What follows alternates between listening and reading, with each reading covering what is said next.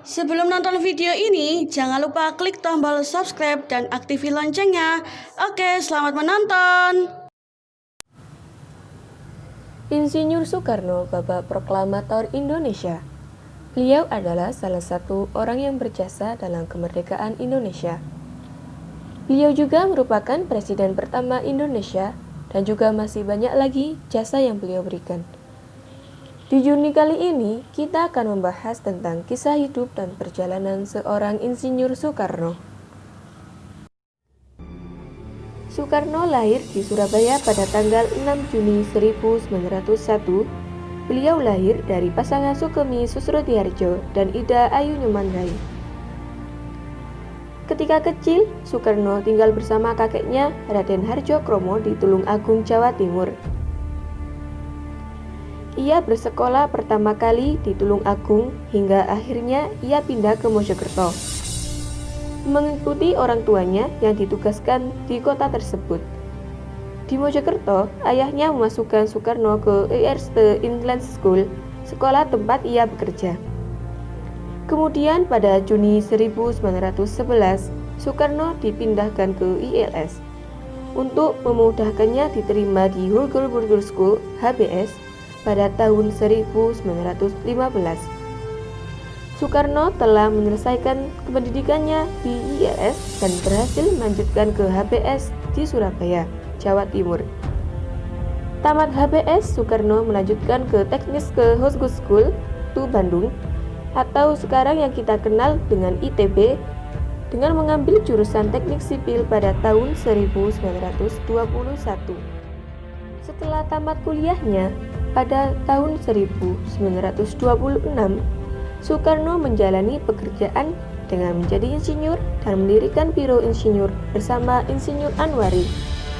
Di tahun yang sama, Soekarno mendirikan Agreement Study Club (ASC) yang nantinya menjadi cikal bakal PNI pada tahun 1927. Saat di PNI, Soekarno berulang kali ditangkap dan dipenjara oleh Belanda. Hingga terakhir pada tahun 1938, beliau dipenjara di Bengkulu dan dibebaskan pada tahun 1942 saat Jepang resmi menguasai Indonesia. Saat penguasaan Jepang pun Soekarno masuk di beberapa organisasi, terutama di PPKI. Beliau menjabat sebagai ketua. Beliau juga merumuskan konsep dasar negara dan nama konsepnya juga dipakai sebagai nama dasar negara Indonesia saat ini, yakni Pancasila.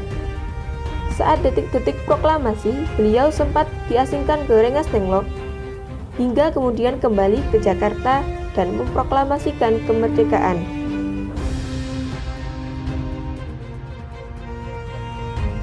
Esoknya setelah kemerdekaan beliau diangkat, tepatnya pada sidang PPKI, beliau diangkat menjadi presiden dan wakil presiden bersama Muhammad Hatta. Beberapa karya beliau hasilkan saat menjabat sebagai presiden, salah satunya adalah Masjid Istiqlal yang saat ini menjadi ikon Jakarta.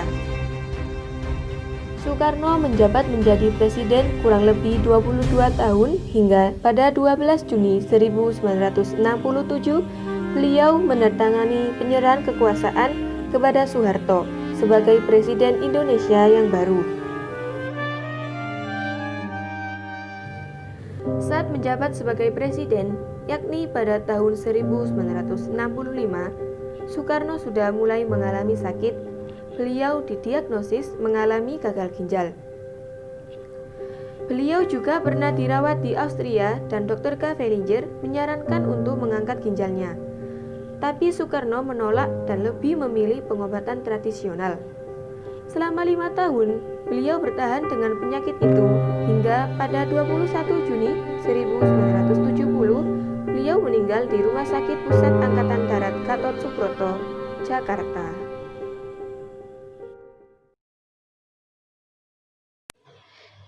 Terima kasih telah menonton video ini. Silakan tinggalkan like jika kalian suka dan sampai jumpa.